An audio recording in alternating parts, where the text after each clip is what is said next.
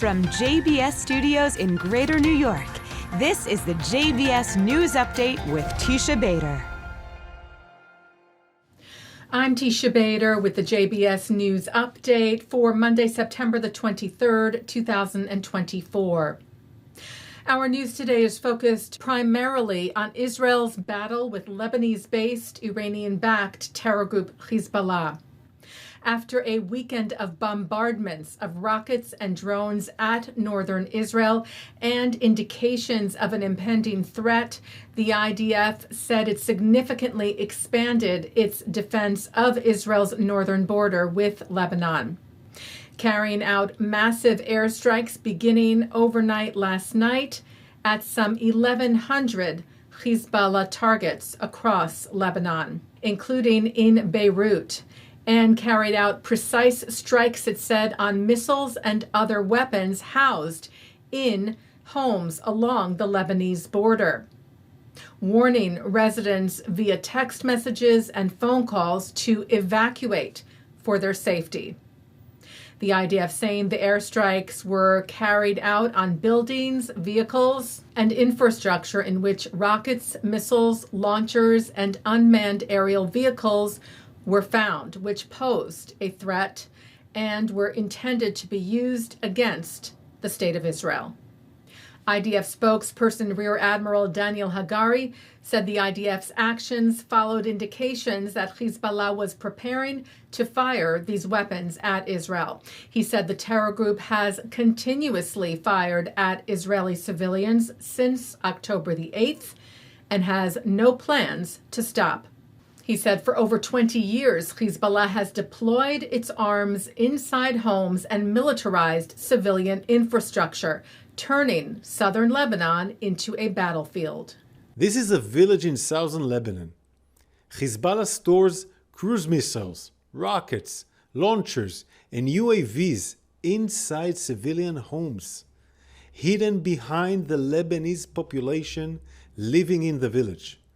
We are monitoring these activities, locating the weapons, and destroying them with precise intelligence-based strikes.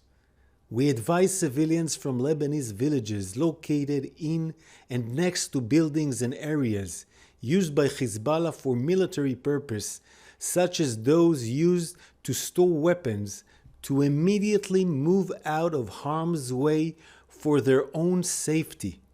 On October 8th, the Hezbollah terrorist organization decided to join Hamas' war against Israel. Hezbollah's activities are dragging Lebanon and the entire region into a wider escalation. The IDF is operating and will continue to operate in defense of the citizens of Israel, wherever required. As noted, this weekend saw massive rocket and drone attacks by Hezbollah at northern Israel and beyond. Last night and into this morning alone, the IDF said 150 rockets, cruise missiles, and UAVs were launched towards Israel. Sirens also sounded in Judea and Samaria, the West Bank, today in what is believed to have been a rare use of long-range rockets by Hezbollah, most of which were intercepted, though some fell in open areas. Yesterday, over 100 rockets were fired in rapid succession at the city of Haifa and its surrounding areas. Some were intercepted, but some did make impact, including in the Haifa suburb of Kiryat Bialik, where 3 people were reported injured and several homes extensively damaged. And a teenager was killed when sirens sounded in Ramat Yishai, causing him apparently to lose control of the vehicle in the panic. 4 other people who were in the vehicle were also injured. The rocket barrages at Haifa continued today, where a man was moderately wounded by shrapnel, also in Kiryat Bialik. The IDF saying today of its response, over 1 million Israeli civilians are running to bomb shelters in Haifa as Hezbollah indiscriminately fires rockets. This is why we are operating against Hezbollah, who is continuously attacking our civilians. The Times of Israel cited Lebanon's health ministry saying at least 274 people were killed in the strikes in Lebanon. Israeli Prime Minister Benjamin Netanyahu today recorded a video message for the people of Lebanon, stressing that Israel's war, he said, is not with you, it's with Hezbollah. For too long, Hezbollah has been using you as human shields. It placed rockets in your living rooms and missiles in your garage. Those rockets and missiles are aimed directly at our cities, directly at our citizens. To defend our people against Hezbollah strikes, we must take out those weapons. Now, starting this morning, the IDF has warned you to get out of harm's way. I urge you, take this warning seriously. Earlier today, Netanyahu held a security assessment at the IDF's headquarters in Tel Aviv, explaining its actions, saying whoever tries to harm us, we will harm them all the more forcefully. The Prime Minister saying, I promised that we would change the security balance, the balance of forces in the north. This is exactly what we are doing. He said we are destroying thousands of missiles and rockets that are directed at Israel's cities and citizens. Netanyahu asking the citizens of Israel to follow the directives of Home Front Command for their safety. We will have a special FIDF briefing on the situation in Lebanon and Israel coming up tonight at 10 Eastern Time. Jewish organizations shared their solidarity with the people of Israel, including the American Jewish Committee, who wrote, 2 million Israelis, 20% of the entire country, were in danger today.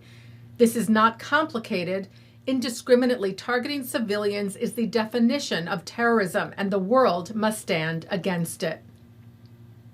Well, we turn now for a moment to Gaza, where IDF spokesperson Daniel Hagari said on Saturday that Israeli troops took out 2 Hamas terrorists likely involved in the murder of the 6 hostages last month. Hagari said, we updated the families of Hirsch, Eden, Uri, Alex, Almog, and Carmel of blessed memory, that we eliminated 2 terrorists who were holding the hostages in a tunnel in the Rafah area.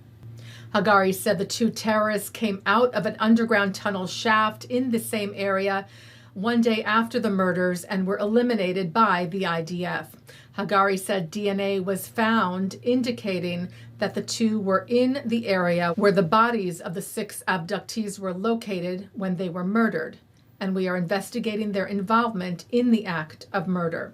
Hagari vowing we will pursue and get to everyone who committed this heinous murder, and we will not stop until we get to everyone. The hostages who remain held by Hamas in Gaza have now been captive for 353 days. Taking a look now at our programming for tonight on JBS for Monday, September the 23rd at 7 o'clock, Aaron Koller talks about the significance of the story of the binding of Isaac for contemporary Jews. At 7:30, Rabbis Ben Spratt and Elliot Cosgrove join Abigail Pogrebin to discuss the essential question of adding more God into daily life. That's followed by Matzah Book Soup with Lilli and Amanda's latest reading recommendation, Woman on Fire. At 9, it's Conspiro on L'chaim. At 10, as we mentioned, Major General in Reserve Nadav Padan gives an emergency update on the situation on Israel's northern border.